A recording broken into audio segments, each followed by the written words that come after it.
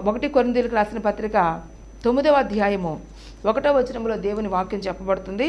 ప్రభువునందు నా పనికి ఫలము మీరు కారా.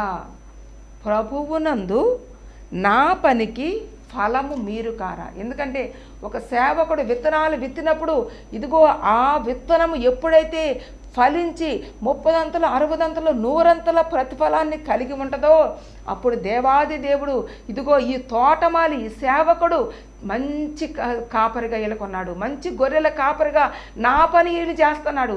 ఈయన నిజముగా ఈ గొర్రెలన్నిటినీ కూడా మంచి మేతగల స్థలానికి తీసుకుని వెళ్తున్నాడు, శ్రేష్టమైన ఉపదేశాన్ని ఇస్తున్నాడు, ఉన్నతమైన ఉపదేశాన్ని ఇస్తున్నాడు.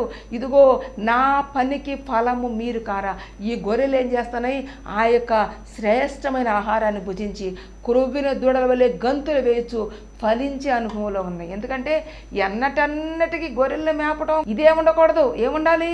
గొర్రెల నుండి ఆ యొక్క సంతానోత్పత్తి కావాలి. గొర్రెల నుండి మరి అనేకమైనటువంటి ఈవులు వస్తాయి. ఆ ఈవులన్నీ కూడా కాపరికి కావాలి.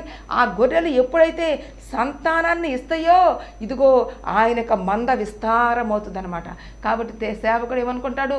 ఇదిగో ఈ గొర్రె ఎప్పుడు గొడ్డు స్థితిలో ఉంటాకి వీల్లేదు, కానీ మరి ఇజ్రాయేలులో గొడ్డుది ఒక్కటైనా ఉండదని చెప్పి దేవుని వాక్యం చెప్పబడుతుంది. నీవు నీ సంఘంలో ఎలా ఉన్నావు? గొడ్డువాని వలె ఉన్నావా?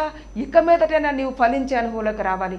దేవుని వాక్యము కొరకు, సజీవమైన దేవుని కొరకు నువ్వు చచ్చిన అనుభవంలోకి రావాలి. క్రీస్తు కొరకు నేను ఏదైనా చేస్తాను, క్రీస్తు కొరకు నా ప్రాణం అర్పించడానికైనా నేను వెనుకంచి వేను అనే స్థితిలోకి నీవు రావాలి.